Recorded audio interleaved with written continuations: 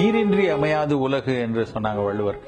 நீரின்றி உலகு மட்டுமல்ல, உழவும் நீரின்றி அமையாது. அந்த அளவுக்கு உழவுக்கும் நீருக்குமான ஒரு தேவை மிக அதிகமான விஷயம். அந்த தண்ணீரை ஆற்றில் இருந்தும் கீழே நிலத்தடி நீரில் இருந்தும் மழை நீரில் இருந்தும் பெற்றுத்தான் அந்த விவசாயம் செழித்து கொழித்து வளர்ந்து கொண்டிருக்கிறது. இன்றைக்கு ஒரு பயிரை விளைவிக்க தண்ணீர் இல்லைன்னு நம்ம ரொம்ப ஒரு வேதனையோட பார்த்து கொண்டிருக்கிறோம்.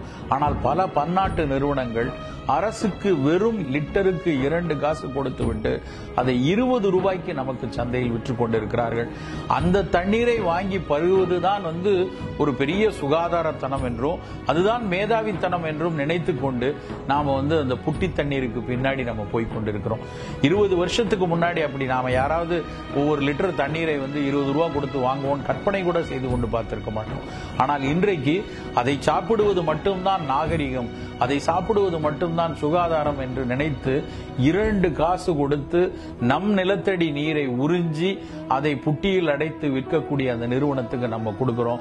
நம் விவசாயி அவனுக்கு கிடைக்கக்கூடிய ஒரே தண்ணீர் அவனுடைய கண்ணீரும் அவனுடைய வேர்வையும் மட்டும்தான் நின்று கொண்டிருக்கிறது. இன்றைக்கு வளர்ச்சி என்ற பெயர்ல இந்த சூழலில் குறிப்பாக தண்ணீரை கெடுக்கக்கூடிய பல்வேறு நிறுவனங்கள் நம் நாட்டுக்குள்ள கோல் வச்சு கொண்டிருக்கிறார்கள். நாம் என்ன நினைத்துக் கொண்டிருக்கிறோம், இந்த நிறுவனங்கள்லாம் நல்லா வளரணும், அப்பதான் அந்நிய செலவாணி பணம் வரும் என்று நினைத்துக் கொண்டிருக்கிறோம். ஆனால் இங்கே நடக்கிறது என்ன அப்படின்னா, நம் நாட்டு தண்ணீர் உறிஞ்சப்படுது.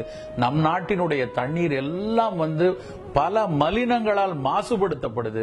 அவை குடிக்க முடியாத, விவசாயத்திற்கு பயன்படுத்த முடியாத அளவிற்கு நஞ்சு கலக்கப்பட்ட நீராக மாற்றப்பட்டு அது பூமிக்குள் மீண்டும் மறுகுழாயில் சொருகப்படக்கூடிய ஒரு கேவலமான ஒரு சூழல்ல நம்ம இருந்து கொண்டிருக்கிறோம். இந்த விவசாயிகளினுடைய நிலைமைகளை எல்லாம் நாம் செய்திகள் மூலமாக ஊடகங்கள் மூலமாக பார்த்துவிட்டு அப்படியே எல்லா செய்திகளும் போல கடந்து போகக்கூடிய மனோபாவத்திலிருந்து நாம் முதலில் வெளியேற வேண்டும். அவருக்கு நாம் என்ன செய்ய முடியும்னு பார்த்தா, இன்றைக்கு நாம் வெகு வேகமாக நாம் உடனடியாக செய்ய வேண்டிய விஷயம் ஒரு உணவு சத்தியாகிரகம். இன்றைக்கு அந்நிய நாட்டு உணவுகளின் பிடியிலிருந்து வெளியேற ஒரு உணவு சத்தியாகிரகத்தை நடத்த வேண்டிய கட்டாயத்தில் நாம் இருக்கிறோம்.